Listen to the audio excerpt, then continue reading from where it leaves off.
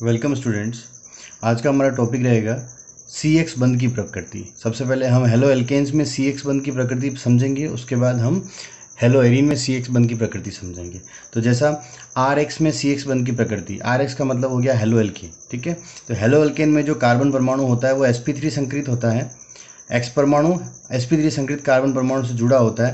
और जैसा कि आप जानते हो ये CX बंध है, और CX बंध में जो X है उसकी विद्युत ऋणता है, जो हेलोजन एटम की विद्युत ऋणता है वो कार्बन से अधिक होती है। अतः यहाँ के जो बंध युग्म होता है वो हेलोजन परमाणु की तरफ आकर्षित होता है, हेलोजन परमाणु की तरफ थोड़ा शिफ्ट हो जाता है, जिससे इसके ऊपर नेगेटिव चार्ज आंशिक ऋणावेश आ जाता है और इस कारण कार्बन के ऊपर आंशिक धनावेश आ जाता है। तो इस प्रकार आंशिक धनावेश और आंशिक ऋणावेश के कारण यह बंध जो है वो ध्रुवीय हो जाता है। तो यह एक प्रकार का ध्रुवीय सहसंयोजक बंध है, ठीक है। उसके बाद इसका मतलब यह हुआ कि बंध की प्रकृति क्या हो गई, ध्रुवीय प्रकृति हो गई। फिर CX बंध की लंबाई का क्रम क्या रहेगा, जैसा कि हम जानते हैं कि इस ग्रुप में जो 17वां ग्रुप है हमारा आवर्त सारणी का, उसमें ऊपर से नीचे जाने पर FCl Br I ऊपर से नीचे जाने पर हम देखेंगे परमाणु के आकार में निरंतर वृद्धि हो रही है। तो परमाणु के आकार में निरंतर वृद्धि होने से जो कार्बन के साथ उनका बंध रहेगा उस बंध में भी, उस बंध लंबाई में वृद्धि होती रहेगी। जैसा कि आप देख सकते हैं यहाँ पर बंध लंबाई 139 पिकोमीटर है, फिर CCl में 178 पिकोमीटर है, उसके बाद CBr में 193 है। तो इस प्रकार ऊपर से नीचे जाने पर बंध परमाणु के आकार में वृद्धि होती है और उस कारण बंध लंबाई में भी वृद्धि होती है। तो यहाँ पर क्रम क्या रह जाएगा, सबसे छोटा बंध है CF, उसके बाद उससे बड़ा CCl, then CBr, then CI बंध क्रम रह जाएगा। तो हम यहाँ से इसको ऐसे समझ सकते हैं, जो बंध क्रम है, बंध लंबाई का जो क्रम है वो ऐसे है, RF, फिर RCl, फिर RBr, फिर RI में बंध सबसे लंबा है। बंध ऊर्जा और व्युत्क्रमानुपाती होती है बंध लंबाई के। हम जानते हैं बंध की लंबाई अगर अधिक होती है तो उसको तोड़ने के लिए जो आवश्यक ऊर्जा है, उसको ब्रेक करने के लिए जो आवश्यक ऊर्जा है वो कम हो जाती है। अतः बंध लंबाई बढ़ने पर बंध ऊर्जा का मान कम होगा। तो आप देख सकते हैं जो सबसे बड़ा बंध है RI का, उसकी बंध ऊर्जा सबसे कम होगी। तो इस प्रकार इसमें जो इसका ऑर्डर है ये ऑर्डर रिवर्स हो जाएगा। RF, RCl, RBr, RI है बंध लंबाई का क्रम, बंध ऊर्जा का क्रम हो जाएगा RF, RCl, RBr और RI, ठीक है। यहाँ से हम देखते हैं CX बंध की ध्रुवीय प्रकृति के कारण एल्किल हैलाइड द्विध्रुव आगुण दर्शाते हैं। और द्विध्रुव आगुण का क्रम क्या रहता है, CH3Cl, CH3F, CH3Br, CH3I। यहाँ पर आपको थोड़ा सा फ्लक्चुएशन देखने को मिलेगा कि F के बाद Cl आना चाहिए, पर यहाँ पर क्रम उलट गया है, CH3Cl फिर CH3F है। डाटा भी आप देख सकते हैं 1.860, 1.847, 1.83 और 1.63। ऐसा क्यों होता है, क्योंकि जो आपका द्विध्रुव आगुण है, जो म्यू है, वो किस पर डिपेंड करता है, म्यू डिपेंड करता है बेटा Q/D पे, यानी कि आवेश पे और उनके मध्य की दूरी पे। तो हम देखते हैं CF बंध बहुत छोटा है, आवेश तो उसमें बहुत ज़्यादा है लेकिन उसमें बहुत अधिक है, बट उसके अंदर जो बंध लंबाई है वो बहुत कम है। लेकिन CCl के अंदर हम देखेंगे आवेश CF के तुलना में, F की तुलना में कम है, लेकिन यहाँ पर बंध लंबाई अधिक होने से जो इसका रिजल्टेंट म्यू निकल रहा है, जो इसका परिणामिक द्विध्रुव आगुण निकल रहा है वो CCl का अधिक हो जाता है। इस कारण इसका जो द्विध्रुव आगुण है वो CH3F का CH3Cl से कम हो जाता है। इसका हम शॉर्ट में आंसर बोले तो CX बंध ध्रुवीय है, अतः RX नाभिक स्नेही प्रतिस्थापन अभिक्रिया भी दर्शाते हैं। ओके, तो CX बनने में उपयुक्त कक्षक कैसे रहेंगे, CF में यहाँ पर इस तरफ कार्बन के कक्षक हैं और इस तरफ F के कक्षक हैं, F Cl Br और I यानी कि हेलोजन के कक्षक हैं। तो sp3 sp3 sp3 sp3, F के अंदर 2pz, Cl के अंदर 3pz, Br के अंदर 4pz और I के अंदर 5pz कक्षक इसके साथ अतिव्यापन कर करके ये बंध बनाते हैं। इसके बाद हम आगे देखेंगे एरिल हैलाइड में बंध की प्रकृति। अब एरिल हैलाइड क्या होते हैं आपको पता है, एरोमेटिक परमाणु, एरोमेटिक बेंजीन रिंग है उससे जुड़ा होता है X परमाणु, वो है एरिल हैलाइड में X परमाणु की प्रकृति क्या रहेगी। यहाँ पर हेलोजन परमाणु जिस कार्बन से जुड़ा हुआ है वो sp2 कार्बन है, और sp2 कार्बन हम जानते हैं यहाँ पर जो X परमाणु है उसकी इलेक्ट्रॉन देने की टेंडेंसी रहेगी। ये इसको बेंजीन वलय को सक्रिय करने के लिए अपने इलेक्ट्रॉन युग्म को इसके अंदर देगा, जिस कारण अनुनाद यहाँ पर देखने को आएगा। अनुनाद के कारण आप जानते हैं जब ये Cl से लोन पेयर यहाँ पर शिफ्ट होगा और ये आगे शिफ्ट होगा, ऐसे करके नेगेटिव चार्ज जो है, जो ऋणावेश है वो पूरे बेंजीन रिंग में क्या करेगा, घूमेगा। इस कारण यहाँ पर जो कार्बन और X का जो बंध है उसमें आंशिक द्विबंध के गुण आ जाएंगे। उसमें हम कह सकते हैं उसमें द्विबंध के गुण आने से ये बंध मजबूत हो जाएगा, शक्तिशाली हो जाएगा, इसको तोड़ना इतना आसान नहीं रहेगा। इस कारण ये बंध आसानी से नहीं टूटेगा। इस कारण क्या होता है, क्रियाशीलता Rx की तुलना में इसकी कम आ जाती है। रीजन क्या है, आंशिक द्विबंध गुण, किसके कारण, अनुनाद के कारण। तो आपको ये समझ में आ गया होगा। हम और भी देख सकते हैं, CH3Cl में जो CCl बंध की लंबाई है वो कितनी थी, 1.77 एंगस्ट्रम, लेकिन जैसे ही CCH5 हुआ तो वही CCl बंध की लंबाई घट करके 1.60 एंगस्ट्रम हो गई, यानी कि आंशिक द्विबंध के कारण बंध लंबाई कम हो गई और बंध ऊर्जा अधिक हो गई, तो यह बंध आसानी से नहीं टूटेगा तो इसकी क्रियाशीलता कम हो गई। ऐसे ही हेलोएरिन के साथ साथ CH2 डबल बॉन्ड CH जो है Cl, यहाँ पर भी आप देखिए ये जो Cl जिस जुड़ा हुआ है sp2 कार्बन है, और sp2 कार्बन होने से यहाँ पर भी अनुनाद दर्शन देखने में आएगा। अनुनाद के कारण इस बंध की भी बंध ऊर्जा बढ़ जाएगी। में CCl बंध लंबाई छोटी व बंध ऊर्जा अधिक होने से कारण ये दोनों ही एल्किल हैलाइड की तुलना में कम क्रियाशील होते हैं। तो ये बहुत इंपॉर्टेंट कॉन्सेप्ट है, आप सबको ध्यान में रखना है। इसके बाद हम आगे बढ़ेंगे। हेलो एल्केन के विरेचन की विधियाँ, जो हेलो एल्केन हम कैसे बना सकते हैं उसके विरेचन की विधियाँ हमको पढ़नी है, उसके मेथड्स ऑफ प्रिपरेशन हमको स्टडी करने हैं। तो हम यहाँ से शुरू करेंगे। फर्स्ट हम बनाएंगे हेलो एल्केन की विरेचन की सामान्य विधियाँ। इसमें सब फर्स्ट हम पढ़ेंगे हेलो एल्केन। हेलो एल्केन कैसे बनाएंगे, सबसे पहले अल्कोहल से। तो आप जानते हैं अल्कोहल के अंदर ROH ग्रुप होता है। इस यहाँ पर ये अल्कोहल का OH ग्रुप यदि हम X के द्वारा प्रतिस्थापित करवा दें, हेलोजन के द्वारा प्रतिस्थापित करवा दें, तो यहाँ पर R और X यानी कि हेलो एल्केन का निर्माण हो जाएगा। तो ROH का OH समूह X परमाणु द्वारा प्रतिस्थापित होने पर RH प्राप्त होते हैं। कैसे, इसके बहुत सारे मेथड है। फर्स्ट हम मेथड पढ़ेंगे HX द्वारा। HX क्या होता है, यहाँ पर H हाइड्रोजन है और X जो है हेलोजन है, वो Cl हो सकता है, F हो सकता है, Br हो सकता है, I हो सकता है। इसको हम कहेंगे हेलोजन अम्लों की क्रिया से। ये इस प्रक्रम का, इस प्रोसेस का नाम है ग्रोव प्रोसेस या ग्रोव प्रक्रम। ये कैसे होगा देखेंगे। ROH की क्रिया हमने किससे कराई, HCl से कराई। किसकी उपस्थिति में, निर्जल ZnCl2 जिंक क्लोराइड की उपस्थिति में कराई। तो इसका H और इसका OH मिलकर के H2 का फॉर्मेशन कर देगा और R और Cl मिलकर एल्किल क्लोराइड का निर्माण कर देंगे।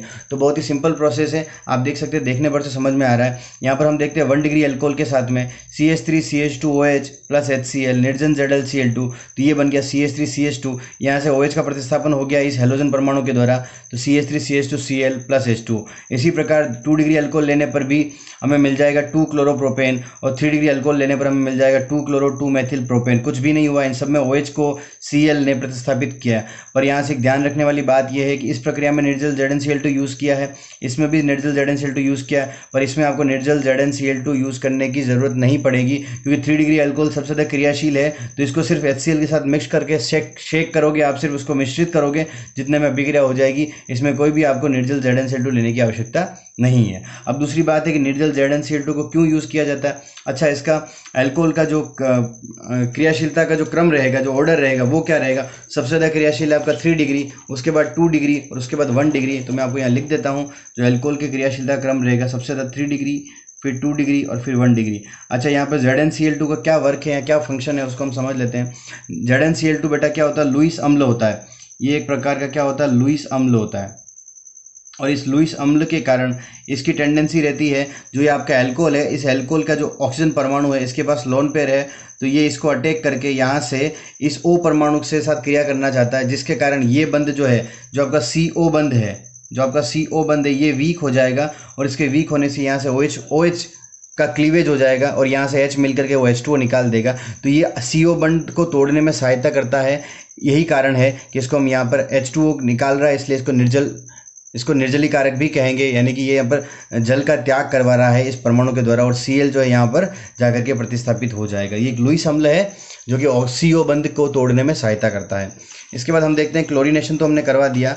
अब हम चलते हैं यहाँ पर ब्रोमो एल्किन बनाने के लिए, यानी ब्रोमिनीकरण करवाने के लिए। क्या होता है, जब हम इसी क्रिया को, हमने यहाँ पर HCl यूज़ किया था, हम HBr यूज़ करेंगे। जब HBr से क्रिया कराते हैं तो हमें लेना है यहाँ पर कंसनट्रेटेड H2SO4। क्या लेना है, कंसनट्रेटेड H2SO4। तो हमारा RBr बन जाएगा, साथ में H2O बन जाएगा।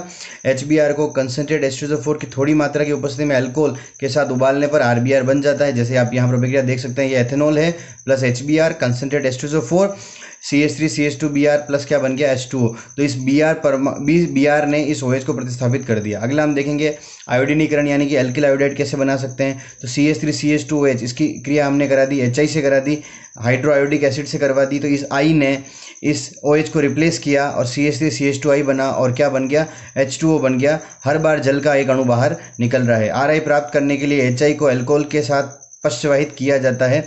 हम यहाँ पर देखें, सब अल्कोहल जो हमने लिए हैं अच्छा, RCl जब हम बना रहे थे हमने 1 डिग्री, 2 डिग्री और 3 डिग्री प्राथमिक, द्वितीयक, तृतीयक तीनों ही अल्कोहल को प्रयोग किया था, लेकिन यहाँ पर आप देखिए ओनली प्राथमिक अल्कोहल ही प्रयोग किया है। ऐसा क्यों? क्योंकि जब 2 डिग्री और 3 डिग्री अल्काइल ब्रोमाइड या आयोडाइड आप बनाने जाओगे, ऐसे नहीं बना सकते हैं, क्योंकि 2 डिग्री और 3 डिग्री अल्कोहल से जब कंसनट्रेटेड H2SO4 क्रिया करेगा तो वो उनको एल्कीन में कन्वर्ट कर देगा, और एल्कीन जब बन जाएगा तो वहाँ पर आपका यहाँ पर RX बनने की संभावना नहीं रहेगी। इस कारण हम 2 डिग्री और 3 डिग्री यानी कि द्वितीयक और तृतीयक एल्किल आयोडाइड या ब्रोमाइड नहीं बना सकते हैं। उपरोक्त अभिक्रियाओं में अल्कोहल की क्रियाशीलता क्रम क्या रहता है, मैंने आपको पहले ही बता चुका हूँ, 3 डिग्री, 2 डिग्री और 1 डिग्री। ऐसा क्यों होता है? आप चेक करेंगे 3 डिग्री का स्ट्रक्चर बना करके कि उसके पास कार्बन के पास 3 CH3 ग्रुप जुड़े होते हैं, और 3 CH3 ग्रुप जुड़ने का मतलब 3+I इफेक्ट है। 2 डिग्री में 2+I इफेक्ट है और 1 डिग्री में 1+I इफेक्ट है। तो जितने ज़्यादा इलेक्ट्रॉन दाता समूह यानी कि +I इफेक्ट वाले ग्रुप रहेंगे, अल्फा कार्बन पर उपस्थित रहेंगे, बंध की ध्रुवणता उतनी अधिक हो जाएगी। और आप सब जानते हैं जब बंध की पोलैरिटी या ध्रुवणता बढ़ती है तो बंध कमज़ोर होता है। तो जितनी अधिक ध्रुवणता बढ़ेगी पोलैरिटी, तो बंध उतना ही कमज़ोर होगा, तो उतना जल्दी टूटेगा। तो आप देखिए 3 डिग्री में 3+I इफेक्ट वाले समूह है, इसका मतलब वो बंध सबसे ज़्यादा पोलर यानी सबसे ज़्यादा ध्रुवी होगा, उसकी पोलैरिटी सबसे अधिक होगी, तो वो बंध सबसे कमज़ोर होगा और जल्दी टूटेगा। इसलिए 3 डिग्री जो है वो सबसे अधिक क्रियाशील रहेगा। HS की क्रियाशीलता क्रम क्या रहेगा? HI सबसे बंध लंबाई के आधार पर ये क्रम है, HI फिर HBr HCl, सबसे बड़ा बंध जो है सबसे जल्दी टूटेगा, फिर HBr फिर HCl। इसके बाद हम आगे चलते हैं। यहाँ पर हम देखेंगे फॉस्फोरस हैलाइड की क्रिया से हम RX कैसे बना सकते हैं। फॉस्फोरस हैलाइड की क्रिया से हम RX कैसे बना सकते हैं? ठीक है, फॉस्फोरस हैलाइड्स क्या हो सकते हैं? यहाँ पर 2 प्रकार के हम यूज़ करेंगे, PX3 यानी फॉस्फोरस ट्राई हैलाइड या फिर फॉस्फोरस पेंटा हैलाइड। तो हम जब भी ROH की क्रिया PX3 से करवाएंगे तो 3RX और H3PO3 फॉस्फोरस एसिड का निर्माण होगा, और जब हम ROH की क्रिया PX5 से कराएंगे तो RX plus POCl3 phosphorus oxychloride plus HX का निर्माण होगा। अब पहला हम देखते हैं एल्किल क्लोराइड से। तो यहाँ पर हमने लिया एथेनॉल, एल्किल क्लोराइड बनाते हैं। यहाँ पर हमने लिया एथेनॉल प्लस PCl3 से रिएक्शन करवा दी, तो ये बन जाएगा C2H5। आप देखिए यहाँ से ये C2H5 और इसका एक Cl, तो 3 हमको लेने पड़ेंगे इथेनॉल, तो 3 बन जाएंगे क्लोरोएथेन, प्लस यहाँ से H3PO3 निकलेगा और ये बन जाएगा आपका फॉस्फोरस अम्ल बन जाएगा। इसको हम कैसे समझ सकते हैं? आप देखिए यहाँ पर मैं साइड में लिख देता हूँ आपके, ये हो गया आपका C2H5, ये हो गया आपका O और ये हो गया आपका H। इसको हम ऐसे समझते हैं इस अभिक्रिया को, दोनों अभिक्रिया को मैं समझा देता हूँ। दूसरी अभिक्रिया आपकी C2H5OH प्लस PCl5 है, यहाँ पर C2H5 और ये Cl जा करके यहाँ इसको रिप्लेस किया OH को, तो C2H5Cl प्लस POCl3, ये PO और Cl3 यहाँ से बचा हुआ प्लस HCl निकलेगा, इसको कहते हैं फॉस्फोरस ऑक्सीक्लोराइड। इसको हम अभिक्रिया को और थोड़ा तरीके से, थोड़ा इजी मेथड में समझते हैं, जैसे मैं आपके सामने एग्जांपल रख रहा हूँ। पहली अभिक्रिया है बेटा हमारी जो है वो, सपोज ये है C2H5OH हमने ले लिया, प्लस इसकी अभिक्रिया हमने करा दी PCl3 से, तो ये हमने कितने लिए हैं? 3 लिए, तो हम इसको ऐसे लिखेंगे C2H5OH C2H5OH और यहाँ पर हो गया आपका बेटा Cl Cl Cl, कितने? एक PCl3 हो गया। तो आप देखेंगे यहाँ पर जो भी आपका R ग्रुप है वो और आपका जो Cl ग्रुप है हो, ये तीनों मिलके क्या बना देंगे? ये मिलके बना देंगे बेटा आपका C2H5Cl, कितने? 3, प्लस क्या बन गया? 3H है और 3O है, तो यहाँ पर हो जाएगा आपका H3PO3, यह क्या? फॉस्फोरस अम्ल। इस प्रकार से अभिक्रिया संपन्न होगी। दूसरा हम देखते हैं, दूसरी PX5 से जो अभिक्रिया है आपकी, किसके साथ में? PX5 के साथ अभिक्रिया है, वो कैसे होगी? C2H5OH प्लस PX5, तो हम यहाँ पर देखेंगे, मैंने ये लिख दिया PCl3, एक Cl इधर एक Cl इधर, बटरफ्लाई रिएक्शन करवा देंगे, तो ये आपका C2H5 Cl के साथ निकल गया, ये H आपका Cl के साथ निकल गया और बच गया POCl3। तो इस प्रकार में 3 उत्पाद मिल गए, एक मिल गया C2H5Cl प्लस दूसरा मिल गया हमें POCl3 और तीसरा उत्पाद बेटा हमें मिल गया HCl। इस प्रकार ये अभिक्रिया भी संपन्न हो गई। तो ये इस प्रकार हम इस अभिक्रिया को ईजी कर सकते हैं। अगली अभिक्रिया हम देखते हैं एल्किल ब्रोमाइड कैसे बनाएंगे, एल्किल आयोडाइड कैसे बनाएंगे। तो क्या होता है यहाँ पर आप चेक करो, जब हमें एल्किल क्लोराइड बनाना था तो हमने क्या यूज़ किया? PCl3। तो इसी प्रकार हमें अगर एल्किल ब्रोमाइड बनाना है तो हम PBr3 यूज़ करना पड़ेगा, और एल्किल आयोडाइड बनाना है तो PI3 यूज़ करना पड़ेगा। तो PBr3 और PI3 अधिक स्थायी नहीं होते हैं, इसलिए हम इसको बना के नहीं रखते, इनको उसी वक्त अभिक्रिया के समय ही फ्लास्क में बनाते हैं। कैसे बनाते हैं देखिए, आप रेड फॉस्फोरस की क्रिया Br2 से करवाओगे तो आपको बनेगा PBr3। ये PBr3 जैसे ये अभिक्रिया हो रही थी यहाँ पर, ऐसे ही अभी ये अभिक्रिया होगी अल्कोहल के साथ में और ब्रोमो एथेन बन जाएगा। और ऐसे ही आप बनाओगे यहाँ पर I2 लेकर के 6I2, तो ये PI3 बनेगा 4PI3। इस PI3 को इससे अभिक्रिया कराओगे तो आयोडो एथेन यानी C2H5I बन जाएगा, साथ में H3PO3 बन जाएगा। तीनों अभिक्रियाएं समान है, बस अंतर इतना था कि यहाँ पर PbR3 और PI3 स्थायी नहीं है, इस कारण उनको एट ए टाइम बनाना पड़ेगा। और बनाएंगे कैसे, फॉस्फोरस की लाल जो रेड फॉस्फोरस है उसकी क्रिया से बनाएंगे, दोनों को इसी प्रकार बनाएंगे और ये अभिक्रिया संपन्न हो जाएगी। दूसरी बात, ये जो सारे मेथड हम यूज़ करते हैं, ये जैसे हम एल्कोहल से बना रहे हैं किसको, RX को बना रहे हैं, वैसे ही हम फिनोल की सहायता से ARX यानी हेलोएरिन नहीं बना सकते। क्यों नहीं बना सकते, क्योंकि आप चेक करिए अल्कोहल के अंदर जो आपका OH समूह है, ये इलेक्ट्रॉन दाता समूह है, ये बेंजीन रिंग को क्या करेगा, एक्टिव करने के लिए, सक्रिय करने के लिए अपना इलेक्ट्रॉन युग्म इसको देगा, जिससे यहाँ पर क्या आ जाएंगे, पार्शियल डबल बॉन्ड कैरेक्टर यानी कि आंशिक द्विबंध के गुण आ जाएंगे, जिससे ये बंध थोड़ा छोटा हो जाएगा और इस बंध की ऊर्जा अधिक हो जाएगी, जिससे हमको तोड़ना तो यही बंध है और ये बंध टूटना अब आसान नहीं रहेगा। इस कारण से हम फिनोल की सहायता से हेलोएरिन नहीं बना सकते, हम दूसरी विधियों का उपयोग करेंगे। तो फिनोल में अनुनाद के कारण आंशिक द्विबंध के गुण आ जाते हैं, जिससे बंध लंबाई कम व बंध ऊर्जा अधिक होने से ये आसानी से नहीं टूटता है। इस कारण फिनोल से हेलोएरिन बनाने में ये विधियाँ प्रयुक्त नहीं होती है। अब हम देखते हैं अगली डार्जन अभिक्रिया यानी कि थायोनिल क्लोराइड SOCl2 की क्रिया से।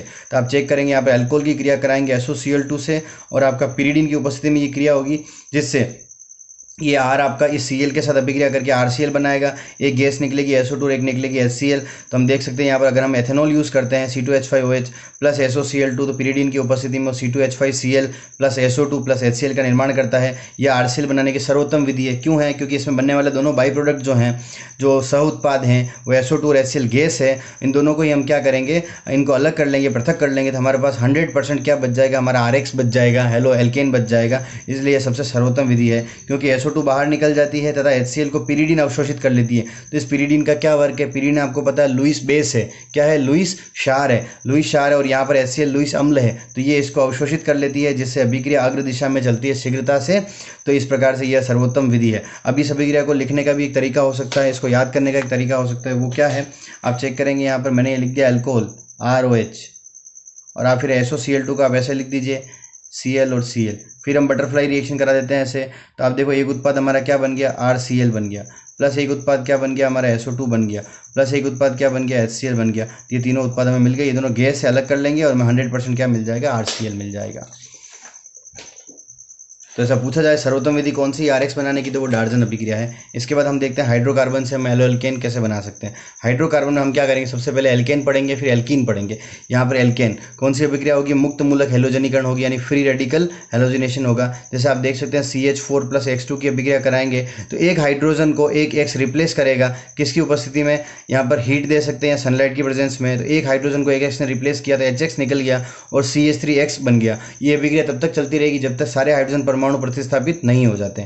X2 एल्केन से सूर्य के प्रकाश में क्रिया करके हेलो एल्केन बनाते हैं। इसके फलस्वरूप मोनो, डाई, ट्राई तथा बहु प्रतिस्थापित हेलो एल्केन भी बनते हैं। मतलब एक बार एक X जुड़ेगा, फिर 2 X जुड़ेंगे, फिर 3 X जुड़ेंगे, ऐसे करके सारे हाइड्रोजन का प्रतिस्थापित कर सकते हो। आप यहाँ देख सकते हैं ये CH3Cl है, अगले वाले में Cl2 जुड़ा और HCl निकल गया। तो आप चेक करो यहाँ पर क्या, एक हाइड्रोजन कम हो गया और एक Cl बढ़ गया, यानी एक Cl यहाँ से जुड़ा और एक H यहाँ से निकला, HCl निकल गया और एक Cl यहाँ पर प्रेजेंट था, उसने HCl बना दिया, तो CH2Cl2। अगले वाले में क्या होगा, फिर एक H कम हो जाएगा, CH_Cl3 क्लोरोफॉर्म बन जाएगा। अगले वाले में एक और हाइड्रोजन है तो अभी तक अभिक्रिया हो सकती है, एक H और निकलेगा और यह बन जाएगा CCl4। इस प्रकार यहाँ पर जाकर के अभिक्रिया समाप्त होगी। तो आपको मोनो, डाई, ट्राई और टेट्रा सारे प्रतिस्थापित समूह मिल जाएंगे। यह अभिक्रिया केवल क्लोरो एल्केन तथा ब्रोमो एल्केन के निर्माण में ही प्रयुक्त होती है, उनके औद्योगिक निर्माण इससे हम कर सकते हैं। इस प्रकार प्राप्त मिश्रण के विभिन्न यौगिकों, इनको हम क्या कर सकते हैं, विभिन्न यौगिकों को पृथक कर सकते हैं। तो इस निर्माण में तो अभिक्रिया प्रयोग में ली जा सकती है। लेकिन इस अभिक्रिया के साथ में एक समस्या है जिसको हम आगे डिस्कस करेंगे।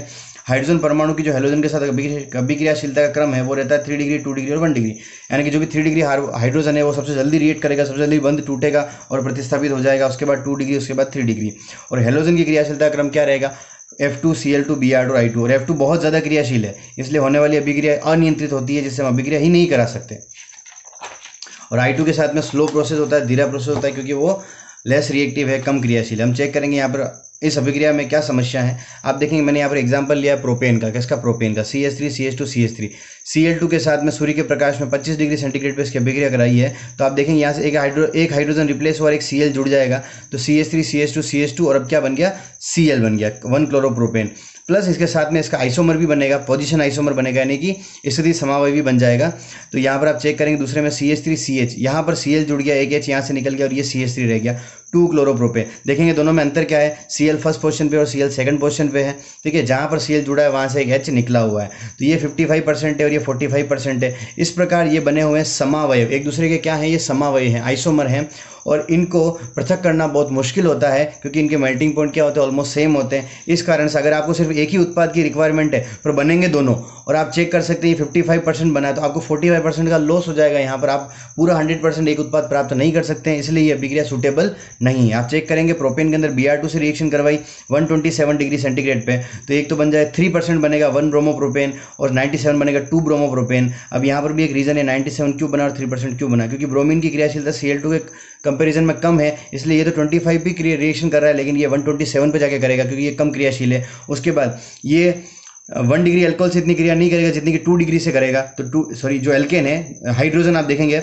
यहाँ पर, हाइड्रोजन से देखेंगे तो 3 डिग्री सबसे ज़्यादा क्रियाशील है, फिर 2 डिग्री है, तो यहाँ पर ये अगर इसको क्रिया कराओगे, ये 2 डिग्री ज़्यादा क्रिया करेगा, तो यहाँ पर जो उत्पाद बनने वाला 2 डिग्री पे उसकी संभावना अधिक है, 1 डिग्री वाले की कम है, इसलिए 3% ही बनेगा और 97% बनेगा। यहाँ पर भी आप देख सकते हैं Cl2 ने 2 ऑप्शन थे इसके पास, 1 डिग्री हाइड्रोजन और 2 डिग्री हाइड्रोजन, तो 1 डिग्री के साथ तो 45 बनाया और 2 डिग्री के साथ में कितना बनाया, 55 बनाया। 2 डिग्री मतलब द्वितीयक हाइड्रोजन, ये वाला द्वितीयक हाइड्रोजन है क्योंकि इसका जो कार्बन है वो 2 कार्बन परमाणु से जुड़ा हुआ है। तो आप समझ सकते हैं ये उत्पाद भी जिस परसेंटेज, जिस रेशो में बन रहे हैं वो डिपेंड कर रहा है किस पे, हाइड्रोजन की क्रियाशीलता पे। उसके बाद हम देखते हैं ब्रोमीन की क्रिया होती है 127 पे, क्लोरीन की होता है 25 पर। इसका कारण यही है कि Cl जो है वो या Cl2 जो है अधिक क्रियाशील है Br2 से। ठीक है, इसके अलावा डाई ट्राई पॉली समावी भी बनते हैं जिनका पृथक्करण आसान नहीं होता, इसलिए विधि उपयुक्त नहीं है। इसके बाद हम देखेंगे, हमने क्लोरीनीकरण करा दिया, ब्रोमीनीकरण करा दिया, अब हम जाएंगे आयोडीनीकरण की तरफ। तो सपोज हम ये मीथेन लेते हैं और इसके I2 से रिएक्शन कराते हैं, जैसे हम यहाँ पर Br2 ले रहे थे, Cl2 ले रहे थे, वैसे ही I2 लेंगे, तो आप देखोगे यहाँ पर क्या बन रहा है, एक हाइड्रोजन का रिप्लेसमेंट होगा, क्या बचेगा, CH3 बचेगा, और यहाँ से एक I जाके उसको रिप्लेस करेगा, CH3I बन गया, मिथाइल आयोडाइड बन गया, प्लस क्या बन गया, HI बन गया। ये HI जो है प्रबल अपचायक, क्या है ये, प्रबल अपचायक, तो इसका अपचयन करेगा, मतलब इसको फिर से हाइड्रोजन दे देगा और आयोडीन को निकाल देगा। तो आप देखो जैसे ही हाइड्रोजन देगा तो CH4 बन जाएगा और I2 बन जाएगा, मतलब ये अभिक्रिया क्या हो जाएगी, उत्क्रमणी हो जाएगी। तो आप बनाने तो उत्पाद गए थे, लेकिन आपको फिर से क्या मिल जाएंगे, रिएक्टेंट यानी कि क्रियाकारक मिल जाएंगे। तो ये अभिक्रिया इस प्रकार से नहीं हो पाएगी, इसलिए हमें इस HI को यहाँ से खत्म करना है, रिड्यूस करना है। इसलिए हम यहाँ पर यूज़ करेंगे एक प्रबल ऑक्सीकारक, जैसे HiO3 होता है, जैसे HNO3 होता है, जैसे HiO4 होता है, तो वो सब क्या करेंगे, RI बनाने के लिए हम ऑक्सीकारक यूज़ करेंगे, जैसे HiO3 या HNO3। ये HiO3 जैसे ही इस अभिक्रिया में HI का निर्माण होगा, इसको नष्ट कर देगा। नष्ट कैसे करेगा, HiO3 इस HI से अभिक्रिया कर करके 3I2 बना लेगा और 3H2, बैलेंसिंग आप देख सकते हो, 3I2 बना लेगा और H2 बना लेगा। तो अभिक्रिया में अब HI उपलब्धि नहीं है, इसका मतलब CH3I का फिर से अपचयन नहीं होगा और ये एज इट इज मिल जाएगा आपको। इस अभिक्रिया में CH3I को बनाए रखने के लिए हम HiO3 या HNO3 ऑक्सीकारक का यूज़ करते हैं, बहुत इंपॉर्टेंट रिएक्शन है। ठीक है, उसके बाद में फ्लोरीकरण कैसे करते हैं, फ्लोरीकरण आपने देखा होगा क्रियाशीलता के क्रम में F2 सबसे ज़्यादा क्रियाशील है, तो क्रियाशील अत्यधिक होने से अत्यंत तीव्र अभिक्रिया होती है और अत्यंत अनियंत्रित अभिक्रिया होती है, जिसे आप देखेंगे एक हद तक कार्बन कार्बन बंध तक टूट जाते हैं। तो जब कार्बन कार्बन बंध ही टूट जाएंगे तो वहाँ पर कंपाउंड ही कैसे रहेगा, तो इस रीजन से RF का निर्माण इसी तरह नहीं किया जा सकता, क्योंकि F2 अत्यधिक क्रियाशील है और यह अभिक्रिया बहुत ही वायलेंट, बहुत वाइग्रेस होती है, यानी कि बहुत तीव्र और अनियंत्रित अभिक्रिया होती है। इसके बाद हम चलेंगे एल्कीन से अभिक्रिया, C डबल बॉन्ड C से अभिक्रिया। पहले हम HX के योग से करवाएंगे। आप देखेंगे यहाँ पर C double bond C plus HX, तो क्या हुआ, इस HX में से X परमाणु, ये बॉन्ड टूटेगा और यहाँ भी बॉन्ड टूटेगा। तो आप देख सकते हैं ये यहाँ दोनों बॉन्ड, ये बंद टूटने के बाद में ये यहाँ जुड़ जाएंगे, ये यहाँ जुड़, सपोज H यहाँ जुड़ गया और X यहाँ जुड़ गया, तो ये RX बना लेंगे। क्या बना लेंगे, RX बना लेंगे। एक H की संख्या बढ़ जाएगी यहाँ पर। तो सम्मित एल्केन में कोई दिक्कत नहीं है, पर असम्मित एल्केन में आपको थोड़ा सा समझना पड़ेगा। सम्मित का मतलब ये हो गया कि डबल बॉन्ड के दोनों तरफ समान संख्या में कार्बन परमाणु होने चाहिए। तो हम देखते हैं यहाँ पर सम्मित, सबसे पहले हम देखा CH2 HCl की रिएक्शन कराई, ये बॉन्ड टूट गया, एक H यहाँ जुड़ गया, एक Cl यहाँ जुड़ गया, तो CH3 CH2 Cl बन गया। ठीक है, इसको हम बोलेंगे क्या, एथिल या फिर क्लोरोएथेन। असम्मित एल्केन में आप चेक करेंगे डबल बॉन्ड की इस तरफ 2 कार्बन है, इस तरफ 1 कार्बन है, ये असम्मित एल्केन है और सिर्फ HBr की रिएक्शन हो रही है, तो ये मार्कोनिकॉफ रूल से एडिशन होगा। अब यहाँ पर एक लड़ाई होगी दोनों के बीच में, ये तो बोलेगा मेरे यहाँ जोड़ो या फिर ये बोलेगा मेरे यहाँ जोड़ो, मैंने क्या गलती करी। सो नाउ यहाँ पर हम देख सकते हैं मार्कोनिकॉफ रूल, मार्कोनिकॉफ ने रूल दिया, उसने ये बताया कि जो भी एडिंग मॉलिक्यूल है, यानी जो जुड़ने वाला परमाणु है, सॉरी जो जुड़ने वाला मॉलिक्यूल है, उसका जो नेगेटिव पार्ट है, जो नेगेटिव आयन है, वो उस कार्बन पर जाके जुड़ेगा जहाँ पर हाइड्रोजन की संख्या कम होती है। तो आप देखेंगे यहाँ पर इन दोनों के बीच में लड़ाई चल रही है, ये बॉन्ड टूटेगा तो इसके पास 2 हाइड्रोजन, इसके पास 1 हाइड्रोजन है, तो कम संख्या इसके पास है, तो Br जोड़ना है यहाँ पर, तो Br जुड़ेगा 2 पे दोनों ही प्रोडक्ट बनेंगे, लेकिन ये बनेगा मेजर, ये बनेगा माइनर, ये बनेगा उच्च लब्धि, इसकी बनेगी निम्न लब्धि। तो 90% बनेगा। दूसरे में बी आर जाके यहाँ जुड़ेगा तो एच यहाँ जुड़ जाएगा। आप देख सकते हैं जब बी आर यहाँ जुड़ा तो एच यहाँ जुड़ेगा, तो ये बी आर और यहाँ पर CH3 हो गया। ठीक है, उसके पीछे भी रीजन है। आप 11th क्लास के अंदर ये ऑर्गेनिक केमिस्ट्री में बहुत अच्छे से समझा रखा है, खराश इफेक्ट और मार्कोनिकॉफ रूल, आप उसको फिर से देख सकते हैं वहाँ पर। तो मार्कोनिकॉफ रूल के अकॉर्डिंग ये 90% बन गया और 10% बन गया। दूसरा हम देखेंगे अगर इसी अभिक्रिया में पेरोक्साइड प्रेजेंट हो जाए, ये आपको ध्यान रखना है, जब कोई पेरोक्साइड मेंशन हो तो एंटी मार्कोनिकॉफ रूल को यूज़ करना है, खराश इफेक्ट को यूज़ करना है, खराश प्रभाव पड़ना है। तो HBr में इसमें इसके अकॉर्डिंग ये होता है कि जो नेगेटिव पार्ट है पेरोक्साइड की उपस्थिति में, इसके पीछे पूरा मैकेनिज्म है, उस मैकेनिज्म को समझना होगा। 11th क्लास के अंदर आप पढ़ सकते हैं उस बुक से वापस। ये बी आर जाकर कहाँ जुड़ेगा, जहाँ पर अधिक संख्या में हाइड्रोजन परमाणु है कार्बन पे। तो आप देखेंगे इन दोनों में से इसके पास ज़्यादा अधिक हाइड्रोजन है, इसके पास 2 है, इसके पास 1 है, तो ये यहाँ जुड़ गया, तो ये CH2Br, और बचा हुआ जो हाइड्रोजन है वो यहाँ जुड़ गया, तो यहाँ पर CH2 हो गया। ये मेजर बन गया, ये भी बनेगा, बट ये माइनर बनेगा, निम्न लब्धि में बनेगा। अब अगला हम देखते हैं X2 के योग से। X2 मतलब हेलोजनीकरण देखते हैं।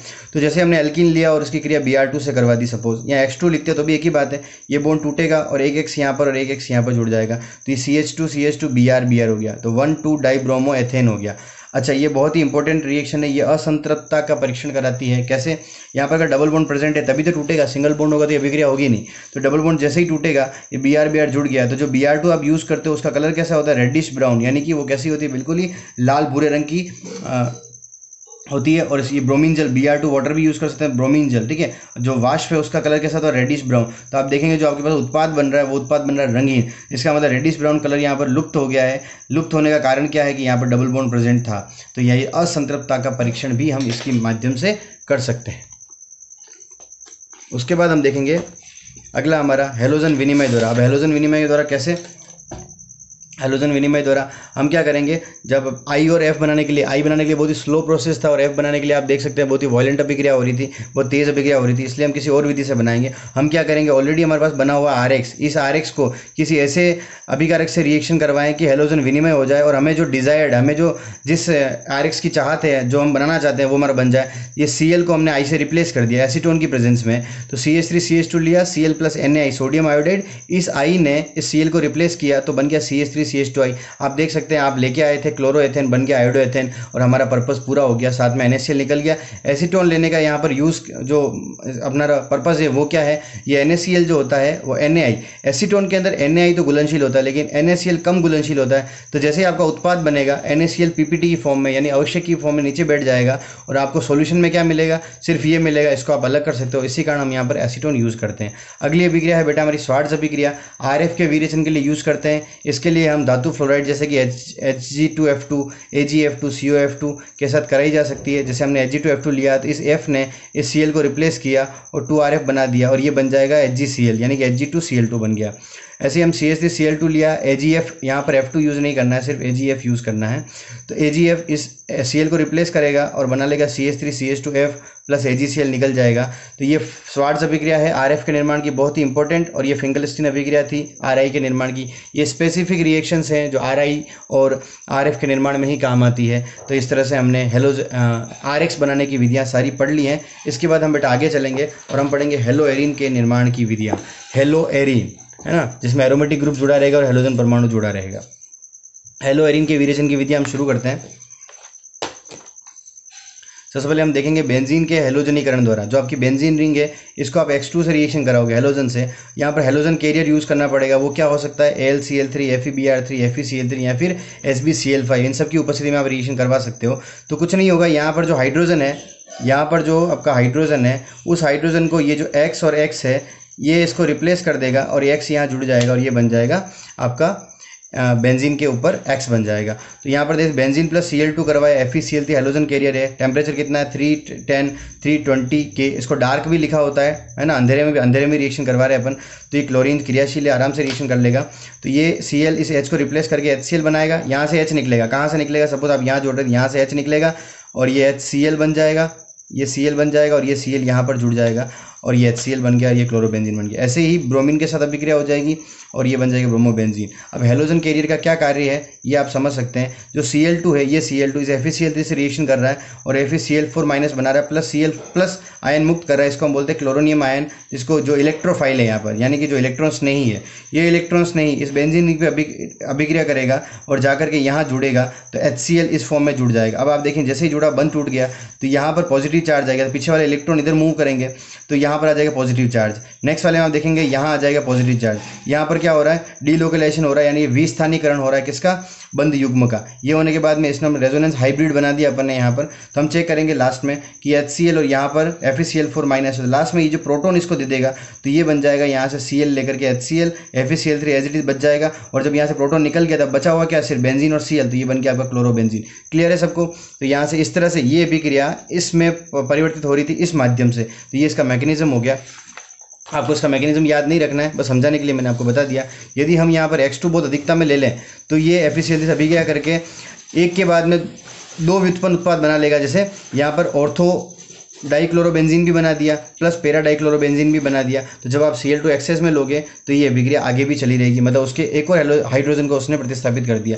क्योंकि हेलोजन क्या होते हैं, ऑर्थो तथा पैरा निर्दिष्ट समूह होते हैं। तो जब भी अभिक्रिया होगी तो ये कहाँ पर होगी, ऑर्थो और पैरा पे ही होगी। टोलुइन का हेलोजनीकरण नेक्स्ट है हमारा। टोलुइन मतलब बेंजीन प्लस CH3, तो इसको Cl2 से अभिक्रिया करवाई हमने। FeCl3 और डार्क FeCl3 का हेलोजन कैरियर है। तो आप देखोगे टोलुइन का हेलोजनीकरण करने में ऑर्थोक्लोरोटोलुइन बनता है। अब यहाँ पर देखना, यहाँ से कोई हाइड्रोजन निकले, बेंजीन के ऊपर से ही निकलेगा। तो आप चेक करोगे यहाँ से हाइड्रोजन निकला और यहाँ पर Cl जुड़ गया और HCl बन गया और यहाँ पर दोनों उत्पाद बनेंगे ऑर्थोक्लोरोटोलुइन और पैरा क्लोरोटोलुइन प्लस HCl मिल जाएगा आपको। कारण ये है कि जो टोलुइन है या ऑर्थो तथा पैरा समूह बनने का कारण है कि जो CH3 समूह है वो भी कैसा होता है, ऑर्थो तथा पैरा निर्देशी होता है। इसलिए अभिक्रिया होने पर कौन सा उत्पाद बनेगा, ऑर्थो तथा पैरा उत्पाद ही बनेगा।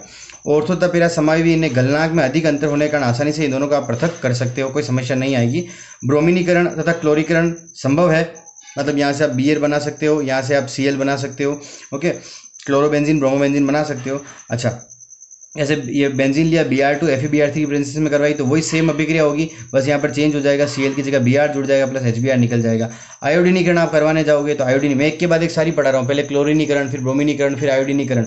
तो आयोडीनीकरण उत्क्रमणी अभिक्रिया पहले आपको समझा चुका हूँ। जब भी बेंजीन की रिएक्शन आप किससे कराओगे I2 से, तो सिमिलरली HI निकलेगा। HI प्रबल अपचय है कि इसको वापस से इसका अपचयन करके इनको वापस से रिएक्टेंट यानी कि क्रियाकारक में कन्वर्ट कर देगा, तो हमारे पास उत्पाद मिलेगा ही नहीं। इसलिए हम क्या यूज़ करेंगे, यहाँ पर HiO3 यूज़ करेंगे जो इसको आयोडीन में और H2 में कन्वर्ट कर देगा, यानी कि HI को यहाँ से खत्म कर देगा, तो हमें उत्पाद मिल जाएगा आयोडोबेंजीन। सबको समझ आएगा, ये यहाँ तक हमने इसको समझ लिया। नेक्स्ट हम देखते हैं एक और अभिक्रिया देख सकते हैं अपन यहाँ पर। फ्लोरीकरण कैसे होगा, तो फ्लोरीकरण के साथ अभिक्रिया अत्यंत तीव्र और अनियंत्रित होती है, अतः सीधे ही फ्लोरीकरण नहीं कर सकते, ना तो RX वाले में और ना ही ARX वाले में। पार्श्व श्रृंखला पर हेलोजनीकरण। पार्श्व श्रृंखला क्या होती है, ये आपकी तो मेन चेन है और ये जो चेन है वो पार्श्व श्रृंखला यानी कि साइड चेन है। तो जब Cl2 की अगेन आप अभिक्रिया करा रहे हो टोलुइन से, लेकिन अब क्या लिया आपने, सनलाइट की प्रेजेंस में रिएक्शन करा दी। पहले आप डार्क में कर रहे थे, अगर सनलाइट की प्रेजेंस में करवा ली तो ये Cl क्या करेगा, इस बेंजीन के हाइड्रोजन को प्रतिस्थापित नहीं करेगा, ये CH3 के हाइड्रोजन को प्रतिस्थापित करेगा और यहाँ से बनाएगा CH2Cl। यहाँ से एक H निकला, यहाँ से एक Cl निकला, बन गया HCl। तो ये हो जाएगा बेंजिल क्लोराइड, क्लोरोफेनिल मेथेन बन जाएगा। इसको हम बोलते हैं पार्श्व श्रृंखला पर हेलोजनीकरण। यदि Cl2 आपने अधिकता में ले ली तो जितने हाइड्रोजन है वो सारे निकलते रहेंगे। फर्स्ट में CH2Cl बनेगा, सेकंड में CHCl2 बनेगा और उसके बाद में CCl3 बन जाएगा, जिसको हम बेंजो ट्राइक्लोराइड। बेंजीन के ऊपर कार्बन है तो बेंजो है, बेंजीन के ऊपर CH है तो बेंजल है, और बेंजीन के ऊपर CH2 है तो बेंजिल है, और बेंजीन के ऊपर CH3 है तो टोलुइन है। तो इस तरह से सारे हाइड्रोजन रिमूव हो जाएंगे, रिप्लेस हो जाएंगे Cl के द्वारा। तो इस प्रकार हेलोजन परमाणु की संख्या बढ़ती जाएगी और हाइड्रोजन परमाणु की संख्या घटती जाएगी। ये आप समझ सकते हैं यहाँ से। अगर मैं इस तरह का एग्जाम्पल ले लूँ, CH2CH3 और Cl2H लिखा हुआ, सूर्य का प्रकाश लिखा हुआ है, तो आप देखेंगे यहाँ पर ये वाला हाइड्रोजन नहीं निकलेगा। जो हाइड्रोजन अल्फा कार्बन पर है, मतलब फेनिल पर जो जुड़ा हुआ है कार्बन, उसी का हाइड्रोजन रिमूव होगा। तो आप देखेंगे यहाँ पर CH एक हाइड्रोजन निकला और CH3 एज इट इज है। अगेन हमने करवाई तो यहीं से एक और हाइड्रोजन निकलेगा और CCl2 बन जाएगा और CH3 बन जाएगा। इस प्रकार से अभिक्रिया संपन्न हो जाएगी। अगली बहुत इंपॉर्टेंट रिएक्शन है डाइओजोनियम लवण द्वारा, डाइएजोटीकरण द्वारा, बेंजीन के डाइएजोटीकरण द्वारा। तो हम देखेंगे हमारे पास एनिलीन होता है। एनिलीन को अगर हम Na2 प्लस HCl से रिएक्शन करवाते हैं 0 to 5 डिग्री सेंटीग्रेड पर, तो NaCl का रिमूवल होता है और यहाँ पर बनेगा बेंजीन डाइएजोनियम क्लोराइड। इसको देखो बेंजीन और ये 2 नाइट्रोजन है इसलिए इसको बोलते हैं एजा, तो डाइएजोनियम और क्लोराइड सॉल्ट बन गया। इसकी मदद से हम यहाँ पर हेलोएरिन बनाएंगे। कैसे? फर्स्ट अभिक्रिया है हमारी सेंडमेयर अभिक्रिया। सेंड अभिक्रिया में हमें क्या यूज़ करना है? Cu2X2। Cu2X2 क्या होता है? Cuprous halide. तो यहाँ पे N2Cl और Cu2X2 यूज़ करेंगे तो आपका जो ये X है ये X रिप्लेस करेगा, यहाँ से इस बंध का विदलन होगा और यहाँ पर X जुड़ेगा और यहाँ से N2 निकल जाएगी, ठीक है। अब हम समझते हैं आगे कैसे। हम HCl अगर लेते हैं और Cu2Cl2 लेते हैं तो यहाँ पर ये यहाँ से बंध का विदलन होगा और यहाँ से N2 निकलेगी, ओके। और उसके बाद में आप एमीन वाले चैप्टर में इसके निर्माण को भी पढ़ोगे कि कैसे हम ये बना सकते हैं। और ये Cl जाकर के यहाँ जुड़ेगा तो ये बन जाएगा बेटा आपका क्लोरोबेंजीन। इसको बोलते हैं सैंडमेयर अभिक्रिया। इसी प्रकार डाइएजोनियम क्लोराइड लेंगे, Cu2Br2 HBr लेंगे, तब की बार Br जाकर के जुड़ेगा तो क्लोरोबेंजीन बन जाएगा प्लस N2 निकल जाएगा, ठीक है। ये आपको समझ में आ गया होगा। अब एक थोड़ा सा मॉडिफिकेशन इस अभिक्रिया में हम कर देते हैं। यहाँ पर हम Cu2Cl2 या Cu2Br2 यूज़ कर रहे हैं, इसको CuBr और CuCl भी लिख सकते हो आप। अच्छा, इसके स्थान पर अगर कॉपर चूर्ण यूज़ कर लें तो जो उत्पाद बनेगा वो सेम बनेगा, लेकिन उस अभिक्रिया का नाम हो जाएगा गटरमान अभिक्रिया। क्या हो जाएगी? गटरमान अभिक्रिया। तो इसको भी हम पढ़ लेते हैं। यहाँ से हम देखेंगे डाइओजेनियम लवण को या क्लोराइड को क्यूप्रस क्लोराइड या क्यूप्रस ब्रोमाइड को HCl HBr की उपस्थिति में गर्म करने पर क्लोरोबेंजीन और ब्रोमोबेंजीन बनती है, गटरमान अभिक्रिया। सेम आपका डाइओजेनियम क्लोराइड है, अब कॉपर चूर्ण यूज़ कर लिया HCl तो ये क्लोरोबेंजीन प्लस N2 बन गया। अब डाइओजेनियम क्लोराइड है प्लस कॉपर चूर्ण यूज़ कर लिया, HBr यूज़ कर लिया, तो ये Br इस पूरे को रिप्लेस करेगा और यहाँ पर ब्रोमोबेंजीन का निर्माण हो जाएगा। कॉपर चूर्ण लेने पर अभिक्रिया गटरमान अभिक्रिया कहलाती है। तो वो थोड़ा सा डिफरेंस है गटरमान में और सैंडमेयर में, और both are very very important, okay. Iodobenzene का निर्माण करना है, क्यूप्रस हैलाइड की आवश्यकता नहीं होती है, मतलब ये जो हम क्यूप्रस हैलाइड यूज़ कर रहे थे, जैसे यहाँ पर कॉपर चूर्ण यूज़ कर रहे थे, उसकी आवश्यकता नहीं है। सीधा मिक्स करना है KI को किसके साथ में? बेंजीन डाइओजेनियम क्लोराइड के साथ में, हल्का सा हीट करना है, गर्म करना है, तो ये आई जो है इसको रिप्लेस कर देगा, इस बॉन्ड का विदलन हो जाएगा और ये N2 निकल जाएगी। इस प्रकार से आयोडोबेंजीन बन जाएगा। अच्छा, बहुत इंपॉर्टेंट अभिक्रिया बाल-क्षीमान अभिक्रिया, किसके निर्माण के लिए? CCH5F के निर्माण के लिए स्पेसिफिक रिएक्शन है। N2Cl लेंगे और फ्लोरोबोरिक अम्ल लेंगे, HbF4 लेंगे। यहाँ से हम देखेंगे Cl निकलेगा और यहाँ से BF4 माइनस, यानी कि H और इस Cl ने HCl बना लिया, बचा क्या? BF4 माइनस, जो जुड़ेगा N2 से, तो N2 BF4 माइनस बन गया। अब यहाँ से हम देखें इसको हीट करेंगे तो यहाँ से फिर से BF3 निकल जाएगा, यहाँ से N2 निकल जाएगा और यहाँ से एक F जो बच रहा है वो यहाँ जुड़ जाएगा, तो यहाँ पर F जुड़ने से फ्लोरोबेंजीन का निर्माण हो गया, BF3 निकल गया, N2 निकल गया। इस प्रकार आपने RF का निर्माण भी कर लिया, आपने RCl का निर्माण भी कर लिया, इसका हेलोएरिन का निर्माण भी कर लिया, ओके। इस प्रकार दोनों विधियाँ कंप्लीट हो गई हमारे हेलो एल्केन और हेलोएरिन के निर्माण की विधियाँ। इसके आगे का जो भी टॉपिक है वो हम नेक्स्ट क्लास में स्टडी करेंगे।